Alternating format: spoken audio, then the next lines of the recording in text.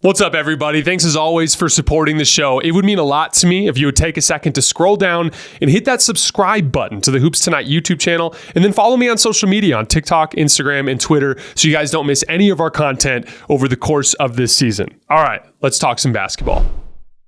All right, next, number 13, the Golden State Warriors. A little bit of roster turnover. They lost Chris Paul, Dario Saric, and Klay Thompson. They added Kyle Anderson, Buddy Hield, and DeAnthony Melton.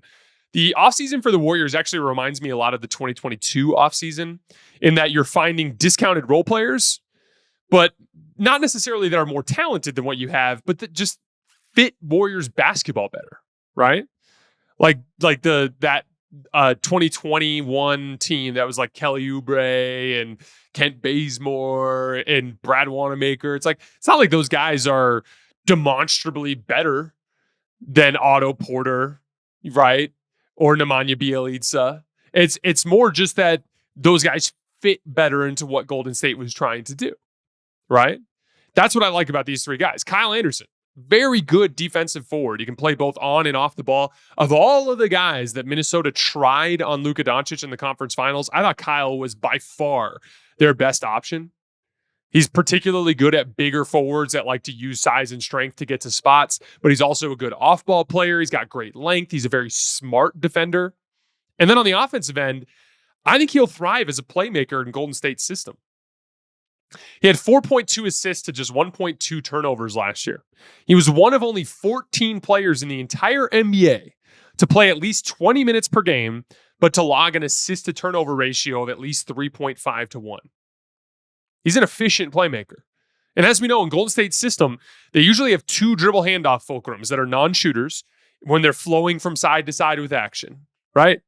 Draymond will dribble over into a dribble handoff with Podziemski or Steph coming off one side, and then that guy comes off and throws a swing pass to the second guy, usually Looney or Trace Jackson Davis or something like that, and it's like that guy turns and he runs the next dribble handoff. And usually one of those guys ends up drawing their screen defender out onto the ball handler, Steph or Pods or Klay or whoever it was last year. And then there's a slip opportunity there, and then that guy needs to make plays.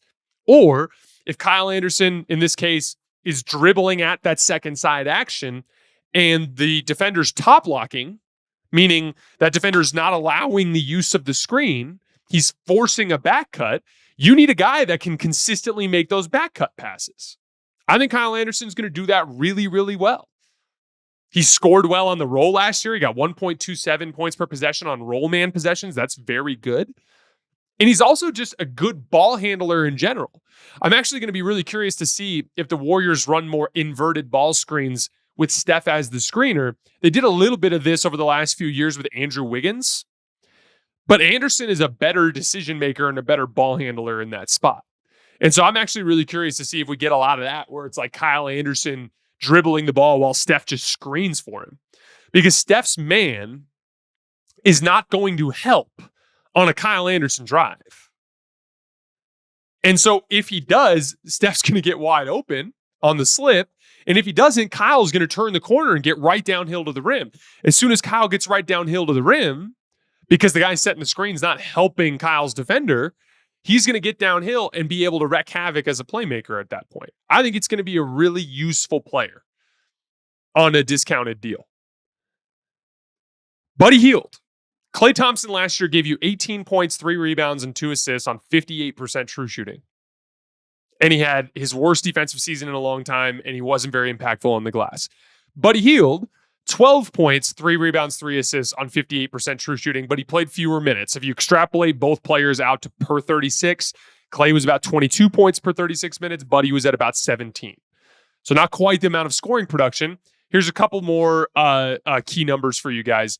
Klay Thompson, 1.10 points per possession in off-screen situations, 1.09 points per possession in spot-up situations, 1.11 points per jump shot. Buddy Hield, 0.87 points per possession off screen, so not as efficient, but he was much, much lower volume. He was doing a lot of like ghost screens for Tyrese Halliburton, which register actually as roll man possessions on Synergy. But that was like one of Indiana's most impactful actions last year, and it still functions essentially as like a movement shot in a screening action. And then 1.01 points per possession in spot-up situations. That's pretty mediocre. But he did shoot the ball well, 1.11 points per jump shot. So here's the thing. Buddy's smaller, and he's overall a less impactful movement shooter than Klay is. But Buddy Hield is 3 years younger and costs about half as much in guaranteed money. Also, Klay Thompson is very clearly on the downslope and had his first big drop-off last year. It was his first time failing to hit 20 points per game since 2014. It was his worst defensive rebounding season since 2014. And overall, I thought he struggled defensively last year. So, essentially, you got a player who can roughly approximate what Klay Thompson does with about half as much guaranteed money and less risk of age-related decline. The other part of it, too, is I think he's more willing to accept a smaller bench role, right? Like, Klay, even in his bench games, still played about 29 minutes per game. There were only 3 times all season last year that Klay Thompson did not play 20 minutes. The last day of the regular season against the Jazz in a game they didn't need him. The 52-point loss against Boston, because everyone was sitting the bench in the second half. And then the Minnesota game, where he got ejected in the first couple of minutes. That's it. Because Klay was like under the expectation that he needed to play a lot. And there would have been issues if Steve Kerr cut his minutes way down. And they needed him to play for what it's worth. But like if there was a reason to play someone else, Kerr wasn't going that route. Not in any sort of substantial sample size, that is.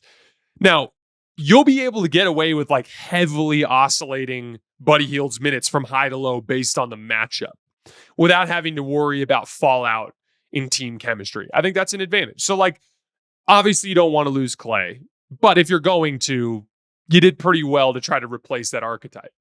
And there's another element to that. De'Anthony Melton, another guy who plays a similar position, a rock solid starting caliber guard when he's healthy. Going back to his 2023 season, that was the last time he was healthy.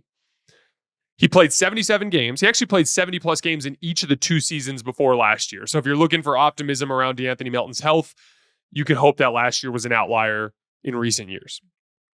But De'Anthony Melton in 2023, 1.12 points per spot up possession. That's really good. He was an efficient on-ball creator. He ran 248 pick and rolls for 259 points. That's 1.04 points per possession, including passes. That's really good. He's a high-level jump shooter. He shot 39% from 3 on 5 attempts per game. 1.13 points per possession overall on jump shots. He shot 41% on catch-and-shoot jump shots in that 2023 year.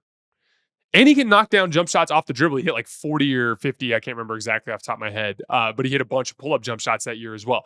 I've talked about this a lot, but I view him as like a slightly poor man's version of Kentavious Caldwell-Pope, but with more off the dribble pop. And that's like the main difference. KCP is more of like a movement shooter. De'Anthony Melton is a guy that can actually like put the ball on the floor and make plays. I think he's a guy that's actually going to have some success running action coming off of screens in Golden State's system. He rebounds well for a guard. He's a good point of attack defender. I think he's just a rock solid player, provided that he's healthy. So as long as he is healthy, that to me is a big get. So you got 3 quality rotation players, all for about $30 million annually combined, all on easily tradable contracts. So like, given the lack of options that were available to Golden State this summer, I actually thought they did about as well as you possibly can, while maintaining their ability to make a move during the season. Now, looking at last year's team, I actually thought the Warriors performed well relative to the talent they had on the roster. They won 46 games. They finished 9th in offensive rating. That is a testament to Steph Curry's greatness, because given the talent on that roster for them to finish top 10 in offense, even during Steph's slump to end the year, his final 25 games, in that span, they were 8th in offense. Which just goes to show you how impactful Steph is offensively just when he's running around, even when he's not making shots. He can fuel an above-average offense with below-average talent, even without making shots. That's incredible. But it was abundantly clear throughout the year last year that the Warriors were not as good as their record showed. Like, they were 24-5 against teams that were below 500. That's the same record that Oklahoma City had against teams that were 500 or below 500, I should say. So they took care of business against the bad teams. But they were just 9-21 against teams that were in the top 10 in point differential, according to Cleaning the Glass. They had a minus 2.7 net rating. So they got outscored by 2.7 points per 100 possessions in those matchups. That ranked 22nd in the NBA. Charlotte, Memphis, San Antonio, Portland, Utah, Detroit, Atlanta, and Chicago all had better net ratings against teams in the top 10 in point differential last year than Golden State did. So that screams to me this team doesn't have enough talent, but has excellent leadership. Because anytime a win was realistically achievable, those guys got the job done through excellent coaching and leadership from Steph Curry. But when they ran into teams with real firepower, they got exposed for being a roster with severe limitations. So that to me is like a special shout out to Steve Kerr and Steph Curry last year, because given the circumstances, given the Draymond suspension, given the amount of talent they had around them, that looks like a 35-win team to me, and they got 46 wins. So, like, I thought they squeezed that sponge for everything it was worth last year. And that's why it's so dumb every single time we do the whole, like, oh, they missed the playoffs thing. It's like, usually there's reasons for that. And, like, look, Steph didn't play very well down the tail end of the season, but it wasn't for lack of trying. He was leaving it out there every single night. This wasn't like, Luka in last year, the year before the final run, where at the tail end of the year, every time you watched him on TV, it was an eyesore. Like, they were trying like hell to get in. They just didn't have the talent to get it done. So we talked about the 3 new free agent signings this summer. Let's talk about what needs to happen in-house for the Warriors to return to the middle tier of the Western Conference, to get back in with those groups, that group that has like Dallas and Minnesota and the Lakers and Memphis and all those teams in the middle of the West. How do they get back into that group? I have 3 things. 1, Brandin Podziemski needs to take the next leap as a shot creator. He had an awesome rookie season. Finished 5th in Rookie of the Year voting. He shot the ball well. He was Golden State's second best on-off guy in terms of differential behind Draymond. They were 6.2 points per 100 possessions better with Podziemski on the floor versus off the floor. He was an excellent fit in their 5-out offensive attack. He made good decisions consistently. He kept the ball moving, and he's already a solid defensive player at the guard position. But Golden State needs more offensive production out of that off-guard spot in support of Steph. Pods got over 15 points in a game just 9 times last season. And it really comes down to just being more aggressive. And I get it, for the record. I get it in his circumstance why he didn't come in as a rookie into the Golden State damn Warriors and just start jacking up shots. I get it. I'm not blaming him for last year. I'm talking about what he needs to do moving forward. He shot over 40% on 102 pull-up jump shots last year, and a bunch of them were threes. So he was at 1.12 points per pull-up jump shot. That's insane. As a matter of fact, out of the 135 players to attempt at least 100 pull-up jump shots, Pod's ranked 8th out of 135 guys in efficiency. I actually view that as a bad stat. And the main reason why is it means he's being too picky. He needs to take more of them. He needs to take more pull-up jump shots, and he needs to take more floaters. Those are the 2 shots that I think when he's getting downhill on screens and he sees opportunities to get to that floater, he needs to take it more and more. And just every time he gets a little bit of separation, he needs to let that thing fly off the dribble. Brandin Podziemski averaged 20 points per game at Santa Clara. He's got real scoring chops. And I think that this team actually needs him to unleash them. When I talk to Warriors guys that cover the league, there's a lot of buzz. There's some disagreement about Podziemski. There's some guys that aren't very high on him, but the people that I trust are actually very high on him. The people that watch him every day think he has legitimate all-star upside. And I just want to see how much closer he can get to that in this season. 2, Jonathan Kuminga needs to learn how to channel his abilities more consistently in a winning context. Kuminga showed real scoring upside last year. He had 23 20-point games, did a lot of damage in transition, and in those baseline cuts out of that classic Golden State tic-tac-toe where Steph draws 2, short roll man, baseline defender steps over, Kuminga cuts out of the baseline and gets a dunk. A lot of stuff like that. But he also showed real upside as a post scorer He was consistently getting around his defender or just going through his defender. He was getting to the foul line a bunch. Really, the main thing that nuked his efficiency in the post was turnovers. He turned the ball over on 13% of his post-ups, which was to be expected. Start the year, he's getting a lot of single coverage. He was cooking everybody. Second part of the year, they started bringing that second defender to his left-hand side, and he just wasn't reading that defender really well. That comes, obviously, with repetition. But his impact didn't match up with his production. Like, compared to his actual counting stats, he wasn't as good. Wasn't as good in the plus-minus categories. 0.99 points per spot up possession because he kind of struggled to space the floor when he was off ball. 0.97 points per catch and shoot jump shot, so those numbers aren't good enough. He was a bit of a ball stopper, a little bit of a clunky fit on offense. And then on defense, a lot of really good moments, a lot of really bad moments. Typical for young players. Like, I talk about this all the time with young players. When it comes to replicating successes and diminishing mistakes, meaning like, oh, I fucked up. Let's try to not do that again. Or, oh, this is working. Let's keep doing it. Like, a lot of times young players will do something easy for a basket because of a simple basketball read. And instead of going back to it, they'll do something random on the next possession.